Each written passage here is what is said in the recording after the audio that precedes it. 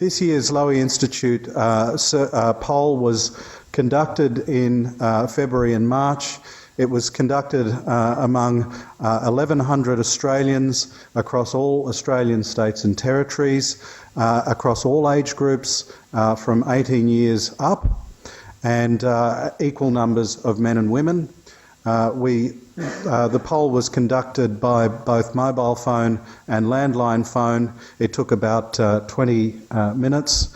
We've worked very, very hard on the methodology of our polling over time, and we estimate that the margin for error in any of these figures is around about 2 to 3%. What I'm going to do now is just take you through some of the headline results, some of which were featured in the introductory video. This is what we found in this year's Lowy Institute poll. On migration, of course, amidst the controversy over the Roy Hill mine, we of course asked this question before that controversy came out, and we found that, of course, 62% of people were in favour of temporary migration to fill labour shortages. What's interesting for me about this poll is that this particular result is that 25% are strongly in favour of temporary migration, 26% are strongly against, which seems to show some bifurcation in views.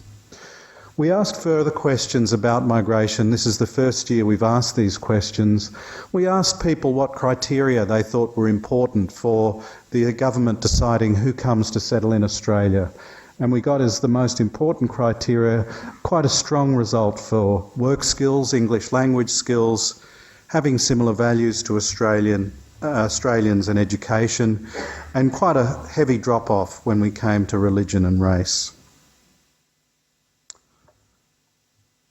Climate change and the carbon tax. Of course, legislation since our last poll has been passed, legislating a $23 per tonne price for carbon that will be instituted from the 1st of July this year.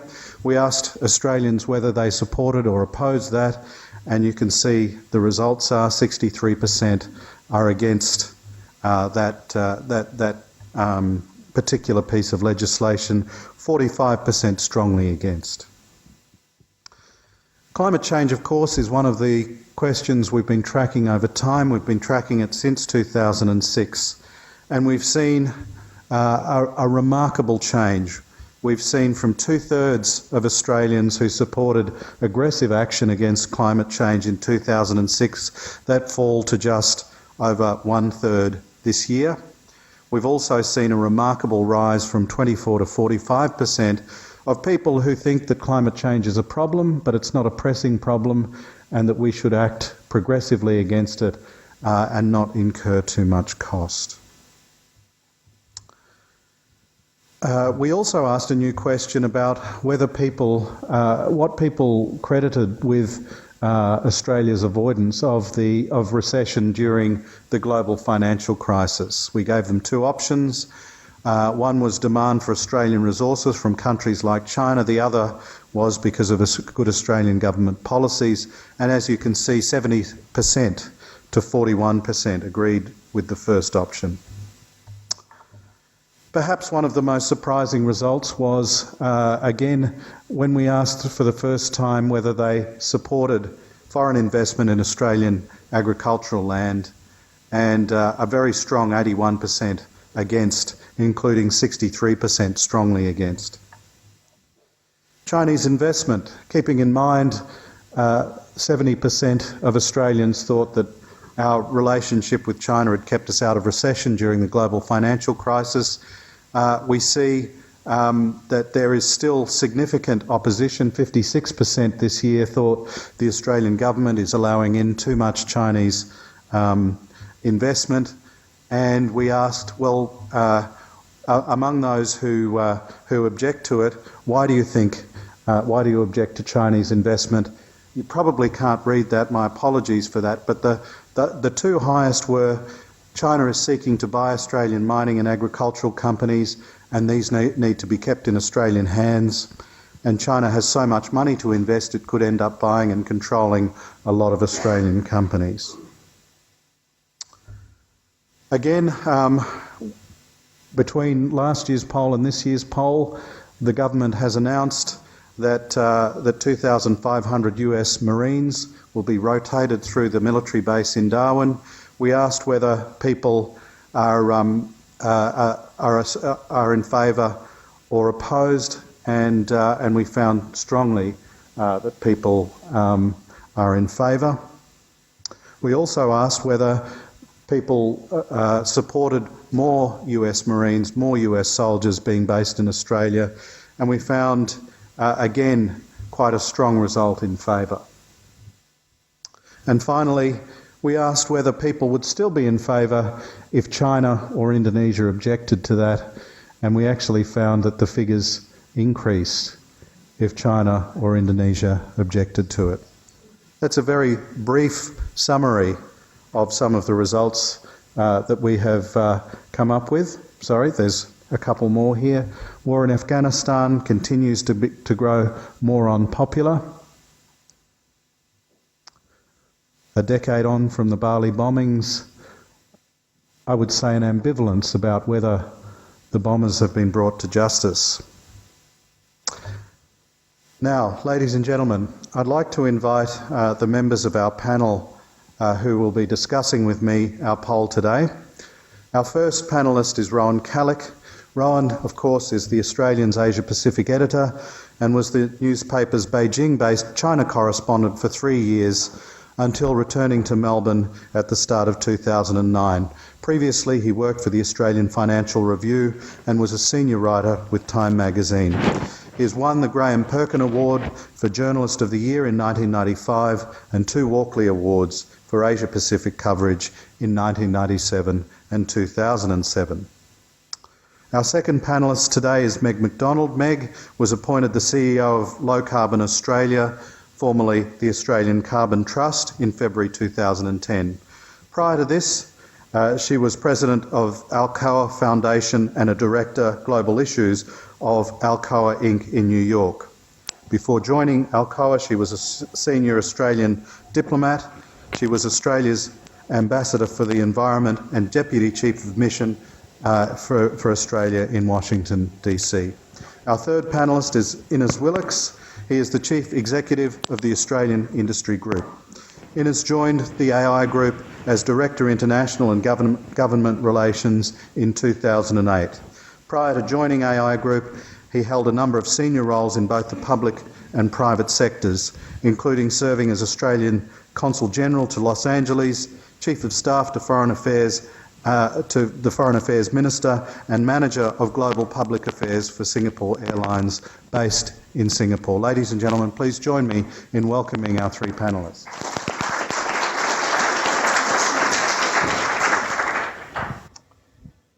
Well, welcome to the Lowy Institute. Thanks for coming along. I might just start with some migration figures. Innes, you've been looking at this issue quite closely. Were you surprised by that level of support for temporary skilled migration? In a little way I was. It was surprising coming with the debate we've just had, and you were very prescient in asking that question. But I think what underlined that response, with I think 62% in favour of the importation or the use of skilled migrants to work in our workforce, and there was no decision there or question there about where they should work. It was a more general question about should they be allowed into Australia. I think that reflects an underlying concern within the Australian population about the state of our economy, particularly the state of our skills base within the country, and how we have perhaps neglected our skills base in the past and missed some opportunities. And there is a realisation there that given how our economy is developing and where it is developing, particularly in the northwest of the country, where there are problems attracting Australian labour there for a variety of reasons, the lack of mobility among the Australian workforce is a traditional barrier within Australia, and then we have lack of recognition of skills across state boundaries, which is also a big issue of concern. I think the respondents in this poll have sort of tapped into that and realised that we do have skill shortages, we do have significant skills needs, and where possible we should top up. And this was shown in Roy Hill with the need to do that. We have 6,000, a workforce of at least 6,000 Australians there, and maybe up to 1,700 from elsewhere, maybe less. But I think that was very interesting in demonstrating that the public as a whole recognise that we do need to do more as a country to build up our skills base, whether it is to import labour or to develop it indigenously. Meg, can I move on to that question about criteria on which we allow people to come and migrate to Australia? I noticed that we noticed that there was quite low figures for religion and race, but quite a high figure for values. What do you think Australians mean when they talk about compatibility with Australian values these days? I found that figure quite interesting, and I was interested to know whether there was a difference across age groups around that, because I think that the high ranking there for values really is embodying some of the things around religion that people may not wish to actually tick the box for religion, but would actually bundle it as an attribute that people are looking for, people who are a lot like us or prepared to be a lot like us and to think like us, and that's what they're really meaning by values, and that's why you've got such a steep drop-off at the end.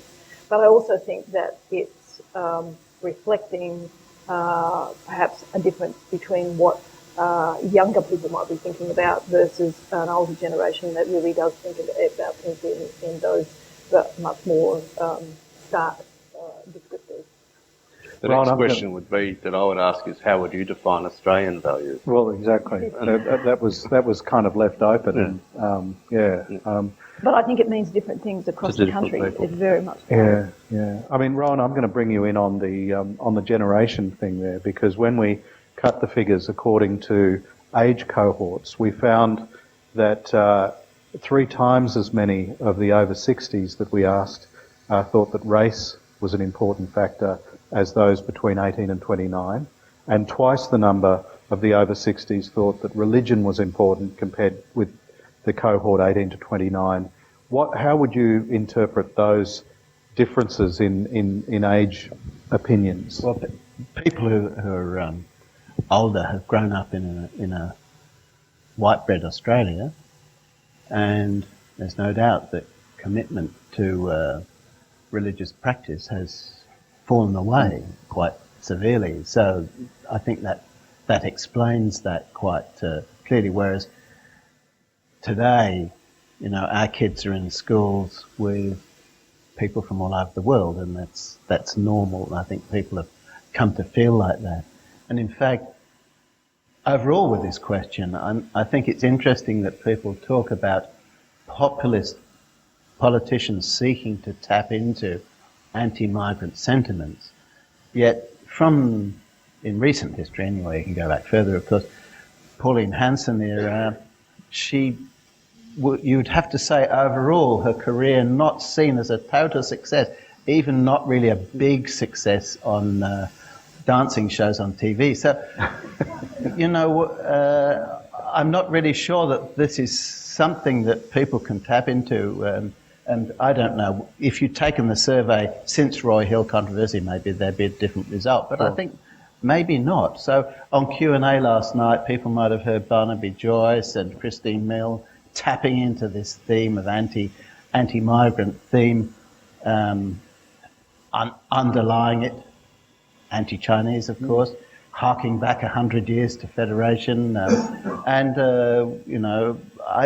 think that's going to come to grief in today's Australia for the reasons we talked about. I think that boat will hit the rocks because, as this is shown here, there's very strong support for skilled migration, and that is the key point here. People recognise the skills, and it is by number one, with a bullet, the factor that people believe that we should be bringing workers into Australia to benefit the economy more generally, and that's why the government in the last budget did increase the skilled migration level to 190,000, and that was welcome because industry needs it. And I think the population has recognised that. And I think there is very much a difference in that debate between ownership of assets versus people, and that's certainly comes out in those figures. But I think it also came out in that debate that you were referring to on the television last night, because I think that there is a general sense that there is an economic opportunity at this moment for the economy, and it's quite important that we seize that and not let it drift by. And if that means bringing in a more skilled labour for specialised things, that's a good thing, because it is allowing us to do the thing that people acknowledge again through the poll was the thing that saved us from the last crisis, or that's what they believe. Therefore, they don't want to actually do anything which is vital. And the same applies to business migrants, I think. I wrote a piece that was in our paper yesterday about this, and I was particularly impressed by a fellow I interviewed who lives in East Melbourne, who come here with his family. He's a logistics guy who started out in a factory earning almost nothing and knew about factories, how to get ship stuff out. But now, and they came on holiday here, they loved Australia, they moved there with their two girls, and he's now starting to fill containers going back that were going back empty because he knows the Chinese market. So he said to me he's gone to more Rotary Club meetings than anyone else he believes in Melbourne this year, because he's trying to extend his networks, Guanxi, and meet people with that sort of aim. I suspect most people would applaud that type of endeavour and that type of migrant. Particularly because of all of the meat pies and chips you'd have to eat at those Rotary functions. I think coming through here is a sense, though, that I found is that a concern among those polled that we don't want to squander this boom again. And that comes through in two ways. One is through the skilled migration and migration more generally. And secondly, almost paradoxically, is this concern about foreign ownership of land or companies and concern about that. But I think it's sort of heading in the same direction, but almost in a slightly confused way. That we don't want to waste this boom again. We've wasted them before. And you would think that people are thinking we should bring in skilled migration and migrants to value add to our commodities, to our resources, to our energy sector, to our farmland and agriculture, to our manufacturing sector. And that's where I think they're thinking that we need that skilled workforce. Well, I mean, let's go into the figures on investment in farmland. I mean, were you as surprised at that figure as I was? I had no idea it would be so high. When we wrote the question, I thought, maybe 60% or so. I was very concerned because I checked some data and only 11% of Australian arable land is owned by foreign entities. It's not a big number. It has almost doubled from about 5% in 1984. So over almost 30 years, it's doubled. But it's still not huge growth, and there are limits around. Well, I think the concern is coming through on that is that people don't feel that it's a little bit out of control. There are no limits, and I point to the New Zealand, what they call the Shania Twain case there, where she wanted to buy up a whole lot of the South Island and was stopped because there was concern about what she would do with it. And then in the northwest recently, you had the case of the Western Australian government selling off 12 or 13 parcels of land, and the Chinese SOE coming in and saying, we'll just buy the lot. It doesn't matter what it costs, we'll just buy it. And those sort of things don't resonate with people, that perhaps there aren't the boundaries or rules around this that perhaps there might be. I think that may be coming through very strongly. And now we've got the discussion of turning the Ord region into Asia's food bowl. I mean, it would seem to me that farmland is the asset that you can least pick up and take with you. But there does seem to be this very kind of visceral reaction. Is it just farmland, or is it, what? It's not just Australia. I mean, New Zealand has an unbelievably low threshold, 5 hectares you have to get approval for a foreigner buying there. As is, it's $50 million. Money is a lot, and a lot more. But if I wanted to buy half a hectare in China, I couldn't.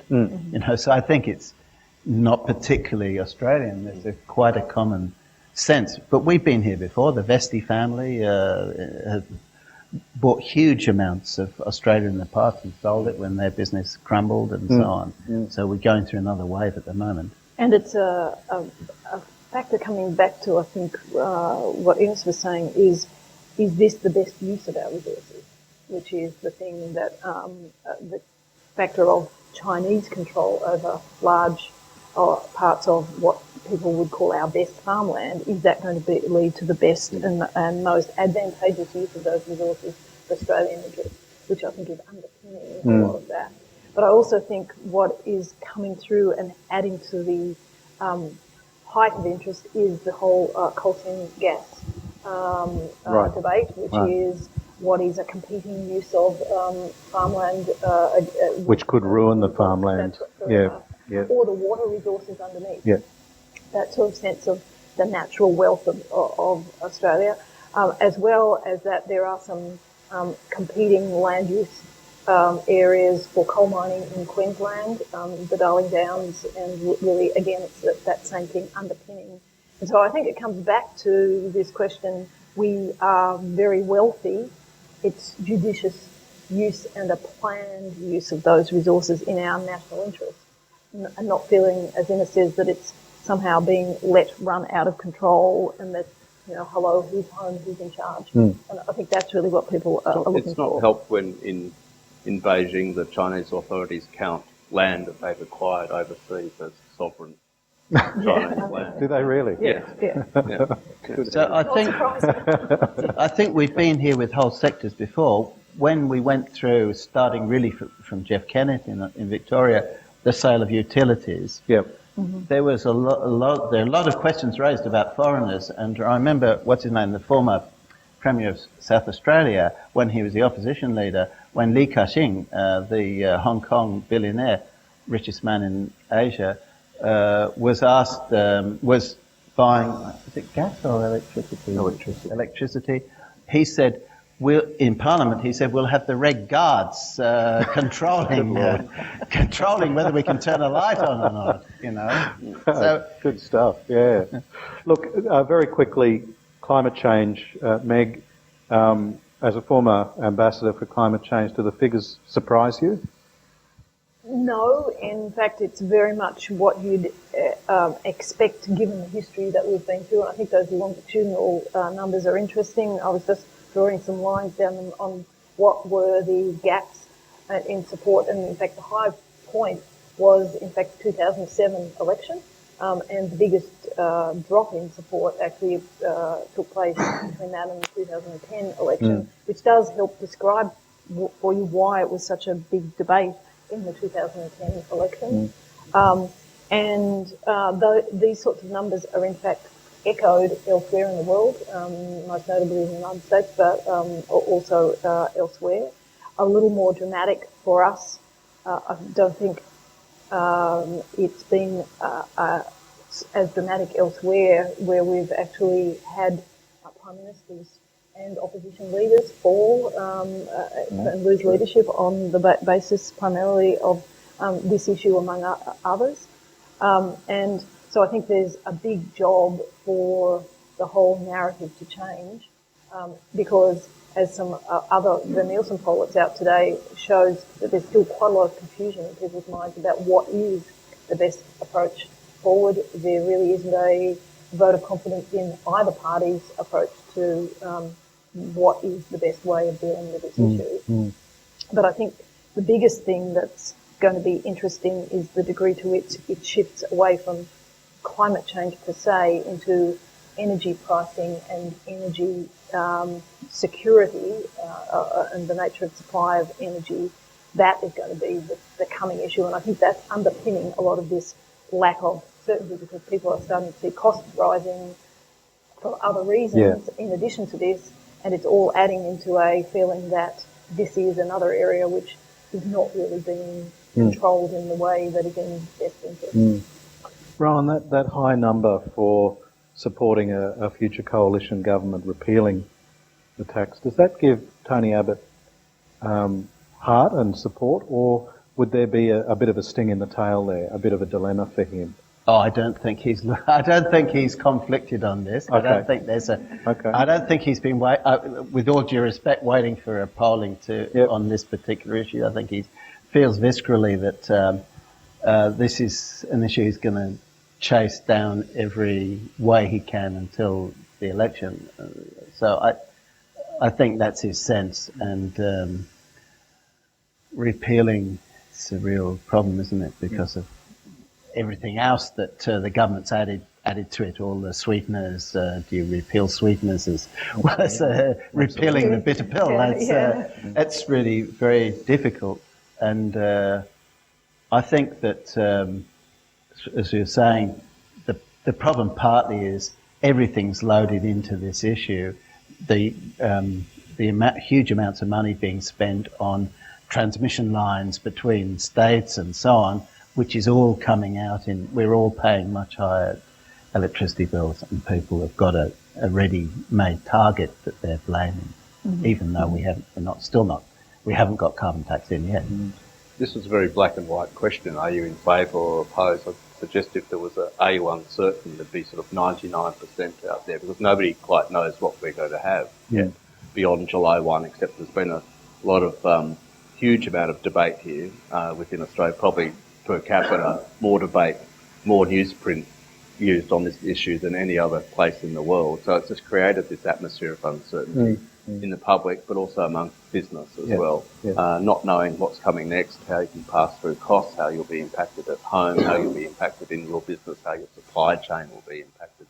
So all that still to work through. And I think as the debate, probably the high point was leading up to Copenhagen, and probably after that is when it went off the cliff, where the debate really ran off the rails within Australia, and they're sort of trying to put it back on the rails. So, I mean, within the business community, there is still enormous uncertainty about how this will play out.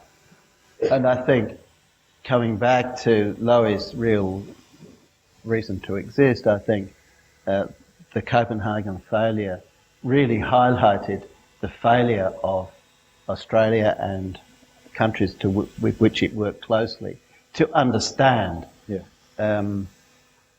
how politics works in China and how people think about decision making, deal making.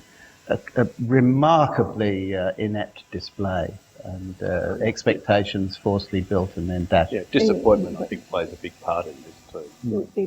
Expectations. But I think we can expect that's going to be an ongoing role for everybody in this debate, because there isn't going to be another international agreement of the type that people have been continually holding out the hope for and ramping up the rhetoric for every annual session that it happens. And for precisely that reason, unless we can find some other way of really managing China and India's entry into this international framework, it's just not going to happen. And therefore, you're always going to have this mismatch between the domestic settings and expectations and actually that international reality. I think it's also coming through. People have realised that nobody else is going to replicate what we're doing here. No. I mean, there are versions for sure, but at lower price or different systems that nobody is exactly replicating. And you're getting that sense now that we are way out ahead in front of the pack, for better or worse, but that's where we are, and that is what is driving views. Particularly as Europe and America are in deep financial trouble. Not going to get better. No. Look, very quickly, before we open it up to audience discussion, democracy. Rowan, you wrote about some of the democracy figures this morning. Astounding. What I would call a blasé attitude among Australians towards democracy. Why is that the case? Well, there's a few potential reasons you can hazard. It's your first year to ask the question, so it's going to be really one of those interesting ones. I hope you're going to enable us to benchmark in coming years. The various things, as you said to me when we discussed it yesterday, there's the possibility that people are very depressed by the apparent behaviour of our politicians, whether they go on from there to blame democracy as a whole and say, well, there are other systems that are better. Maybe if we had a dictator, we wouldn't have such bad behaviour. But then dictators are not known for their wonderful behaviour, Idi Amin wasn't, he was a dictator, but you wouldn't really want him to run the show. No. Yeah. So I think there are other things that might underlie this. Particularly interesting is the high figure for young people 18 to 29. Only 39% believe that democracy is what was the question A again? better form of government than any other. Yeah, so only 39% in Australia. So we've seen a real refusal to preference democracy amongst young Australians. One of the reasons might be, also apart from those other ones, a lack of civics education that's in schools. I think there's been a withdrawal from the field of people learning about that. I think also there's been, with the rise of new media, a narrowing of people's awareness of the world, oddly enough, to mainly focus on English-speaking celebrities in London and America. So I think people are, oddly enough, less aware of what's happening in other places than they used to be. And I think another factor is the question of the way in which in schools and in universities relativism has made big inroads, in which people are actually told that preferencing one value over another is wrong, that the truth is unattainable, and we shouldn't do that. So if the Chinese system of government, our system of government, they must be equated. They must be regarded as equally valid or invalid. And I think this is a real problem, a real defeat for us. And I don't know where we can get out of it, but it's a wake-up call, I think. There are all sorts of democracies, though. So, I mean, no two democracies are the same. So you have to weigh that up. And perhaps particularly with that younger age group, they're looking at what's happening here now. We have a minority government. So I took that as being a sort of, among the young, there's a pox on both your parties or both your houses type view. This system isn't working. It's not producing the outcomes we want. Yep. They have very young, in particular, traditionally much stronger supporters of the Greens, for instance. Perhaps the feeling that the Greens don't have enough influence on government or outcome. That's highly debatable in my view. But I think that sort of comes through, that maybe it's that sense of disenchantment with what's going on in Australia at the moment, and our sort of a drift in our direction coming through among the young. My suggestion to you is next time you ask the question, for those who aren't happy with democracy, ask them what their alternative is. Would be, And yeah. that'd be, Well, that's where I think it's interesting to see Indonesians are more wholeheartedly supportive of democracy, Yes. because they've They have a seen something memory, else. yes. And that is very encouraging, by the way, on the other side.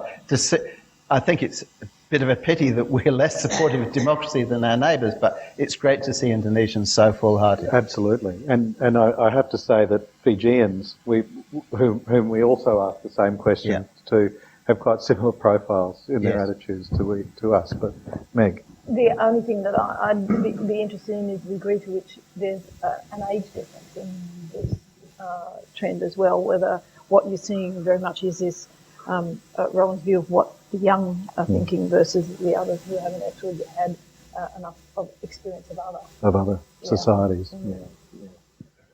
Okay, we're going to now open up the session to discussion and questions from the audience. We'll start with Richard. Your program director for North Asia, Linda Jacobson, said at a Harvard luncheon yesterday, and she is really quite an expert on China, that the Chinese are fiercely competitive and argumentative about domestic policy and will criticise their government very much. But on foreign affairs, they all pull together behind it. And one of the things she said was that on Copenhagen, they think it's a plot. They thought it was a plot to inhibit China's capacity to expand. Now, question, is it Jeff over here? Yeah. Jeff, I'm surprised that you say that one of the inhibitions to getting workers over to the West, or up to Queensland, if you like, from the southern states, is a barrier of qualification recognition. I would have thought that the mining companies themselves did this. You know, a plumber, a mechanic, a painter, a plasterer, an electrician, a sparky. Wouldn't they do this themselves? And why hasn't this come out? It didn't come out in Q&A last night. It doesn't seem to be something that people recognise, that there is an easily solvable problem about legislation to recognise across the board tradies' qualifications. Thanks, Richard. It's one of the big deregulation challenges that Australia faces. There are inhibitors for recognition of skills in trades, in those basic trades, electricians, plumbers, all those sort of basic skills. There are different qualification standards and both different qualification criteria and licensing recognition agents between each state. So the classic example is after the Queensland floods last year, they wouldn't allow South Australian electricians to come into Queensland to help repair because they didn't have Queensland recognised qualifications. And the fact that it was said by some of the bureaucrats in Queensland, those South Australians will kill us all. I think we all work off the same system nationally. But that is the problem. So you've got to get that, and that's a huge barrier to labour mobility within Australia at the moment. And it's been recognised by the federal government and the states, and they are now starting to act on it. Not only in the skilled trades, but actually in the professions as well. Yeah. It's across the board. Yeah. Gentlemen, just... Emmons, thanks very much for a terrific discussion. Sounds like there's a red light there for all of us with regard to democracy in this country.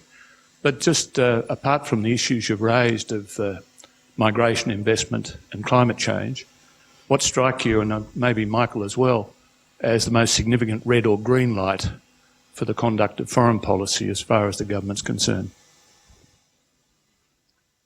Well, I think if I can jump in first, is the continuing strengthening of public feeling about the US alliance. Now, my point is not an anti-US alliance point, but this sort of overwhelming public support, I think probably could take us into areas where we do things with the Americans uncritically without thinking through what our interests are. That was the area that did worry me. That given the kind of love fest with Obama, and I do think these figures are partly about President Obama. When we asked who Australians would prefer is elected in the United States in November, and it was a 9-to-1 split for Obama. So we are very much in love with him, and with the US alliance at the moment. I guess I would just urge, our leaders and our policymakers. Yes, there is a lot of public support there. That's a good thing, but let's not lose our heads over this. I would say that what I took out of this was very much the bifurcated view on China that we have. We have concern about Chinese investment into Australia, and that flows through in a couple of different survey questions. But then at the same time, the question on how did we get out of the last global downturn, it was hugely on because of China. They came to our rescue. So on the one hand, we like you buying our stuff, but we don't want you to have it or get close to it. And that is a very sort of interesting phenomena that we have going on within Australia. I think, and that's as we're having to shift a little bit to get used to having more Chinese investment in Australia, bigger Chinese interest in Australia, and then how do we handle it? And I think that is a really interesting conundrum for governments going forward on this tension between, and then also these issues around China and security. So you've got the commercial Chinese interest on the one hand and the security Chinese interest on the other, and they seem to be pulling apart even more. And that's going to be a big conundrum going forward. I would say it's sort of this intrusion of the whole question of China and its influence into the domestic economy and quite deeply into the domestic economy. And in terms of a challenge for foreign policy, I think it's actually a broader government and in particular, but also business challenge for how to put this into a coherent narrative so that it doesn't present this constant dilemma for people, because people clearly do see their prosperity very much linked with China, but don't have a clear narrative around how to manage that and how it is being managed. And when you look for any of that direction from the government anywhere, it's very, very patchy and often very hot and cold in response to particular issues rather than setting it in a big picture, which the US alliance always consistently has been, with the exception of a few episodes of history, that really has helped build that into people's thinking around the merging of the economic and the security. And we don't have that with relation to China. It's a big yawning gap. I think people are rightly discriminating between their feelings about Chinese people as individuals and Chinese business people, workers, and the Chinese government, the party that is a very jealous party that runs China, controls every institution in the country in a way that we don't see in any country in the world except in North Korea, really. And I think people are inhibited in they're conditional in their views about China, and that's why people often raise these questions about state-owned enterprises. What do they mean? And of course, state-owned enterprises are the big 120 are run by people who are politicians as well as business people. They move between, say, being a party secretary of province and running a big SOE and so on. So I think that makes everything conditional. I think creates a bit of a limit to the closeness at that intergovernmental level, while at the same time people, as we get to know Chinese people more again, feel reasonably warm. And we haven't talked about feelings towards other countries, this part of it, but China's in the top half of the countries that you ask. Yep. I mean, I'm happy about that. I love China and Chinese people, so there we go.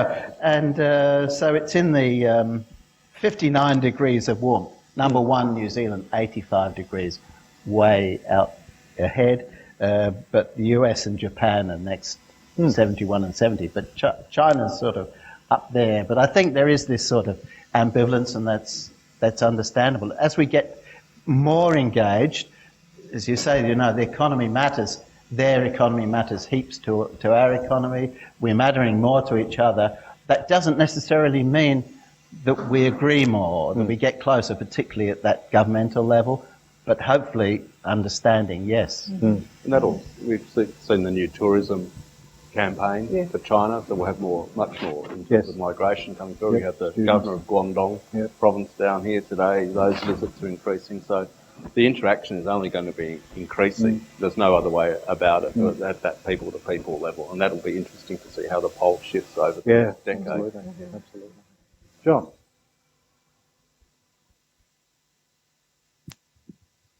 Thank you, Michael, and thanks for a very interesting discussion. I was interested that one of your key cohorts is 18 to 29, and it occurs to me that next year is the 30th anniversary of the ending of the White Australia policy. And that's the biggest, most far-reaching reform that's happened in this country, probably just about ever. And it was achieved on a basis of bipartisanship, which these days you would think seems to be almost unachievable. So the fact that there are still 10% of people who are prepared explicitly to put race down as an important factor actually surprises me in a negative way. But I just wanted to ask you, in the light of that, the fact that great changes can occur, there's another significant change, but of a much less sweeping kind that the country's waiting for, namely the question of our head of state, and seeing Howard O.M. on television the last few days leads me to think, why don't you have a question on that in future polls? Because one of the arguments for ducking the issue is, well, it's not a hot button issue. It's not uppermost in people's minds. It'd be interesting to see actually how uppermost it is in the minds of the kind of people who've been polled. Wouldn't be polite, John, in the middle of the Diamond Jubilee. I did ask Michael, it was a quite semi-serious question. I was asking where the polling was done, because that 10% figure really did intrigue me. I mean, where that sort of figure came from. And I think it's reflected much more in the older cohort than the younger. I think it goes back to Rowan's point about people at schools and universities being much more exposed to people of different races and cultures now. And my prediction would be that figure will just drop right off over the years ahead. You're a function of your upbringing and your culture in many ways.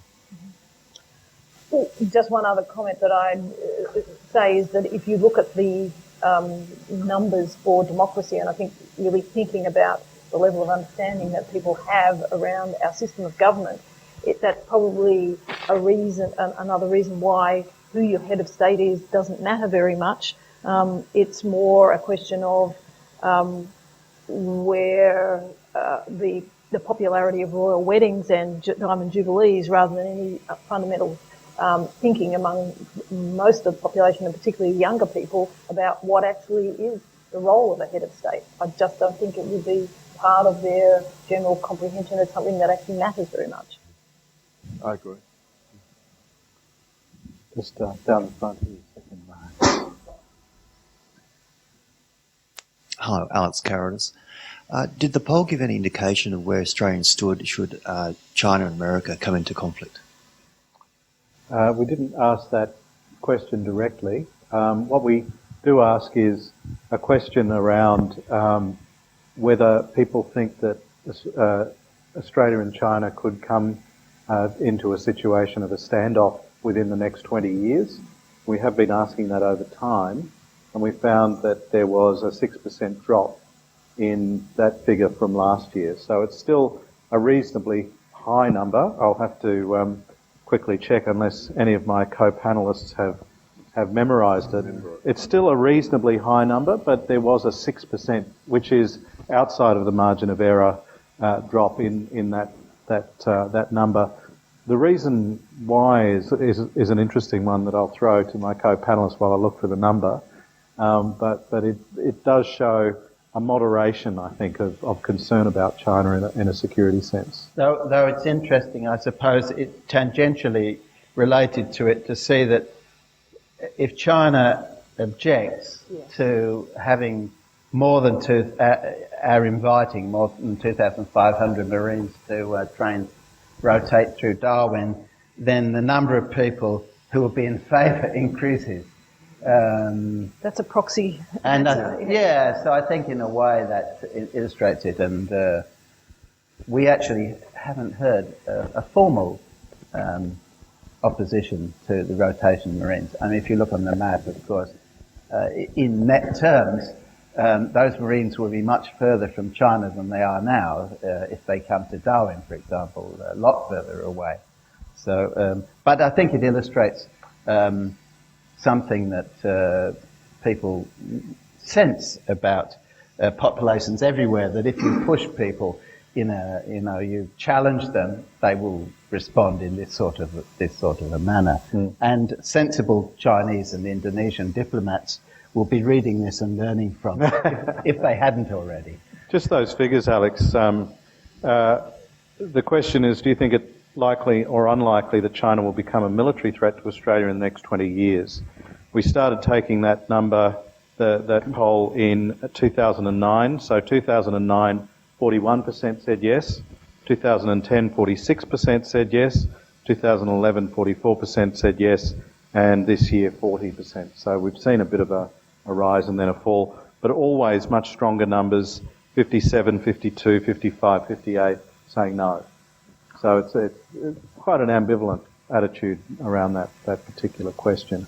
But we have noticed over time a steady growth in the support for the US alliance. So from a low point in 2007, a steady growth in support for the US alliance. Okay, one last question, Mark. Thank you very much. Good morning, Martin Welsh from the New Zealand Consulate General.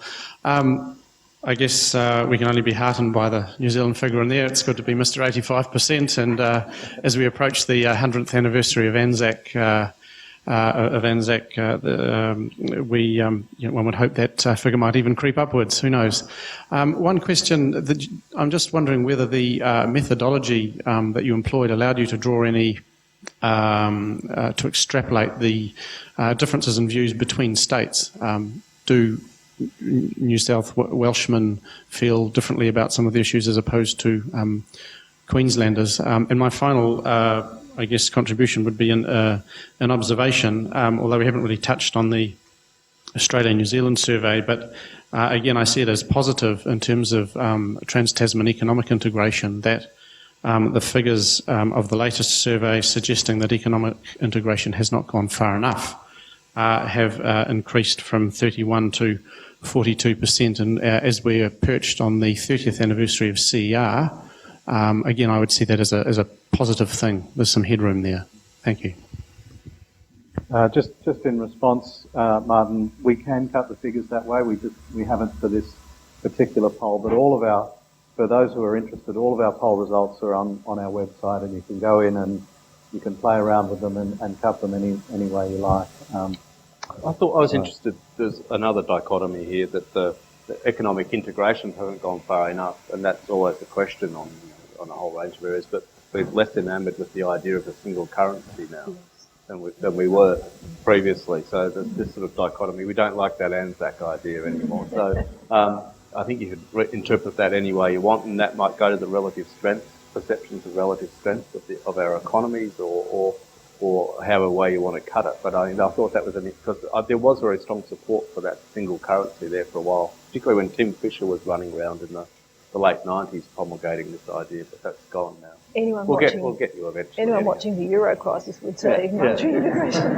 And there was when there were when the coalition was in power here and Labor in New Zealand, there was some sort of provisional agreement working towards a common domestic boundary, as you'd know, and that seems to have disappeared from the radar as well. I'm not sure why, because if that had happened before 9/11, you would have said that's the reason, but it was since that it was started, and a lot of people in business and in tourism thought that a good idea, but that just seems to have been dropped. I'm for it myself. I think the fact that we like New Zealanders the most probably reflects that Lowy interviewed about half of New Zealanders living in Sydney. Could have been something to do with it. We support free migration for rugby players. So, look, I'm afraid there are other questions out there. I do apologise. We have run out of time. Please have a close read through our polling, not only this year but past years. We're very interested in feedback and what people's reactions are. We're also very interested in suggestions for questions in subsequent polls. Can you please join me in thanking our three panellists?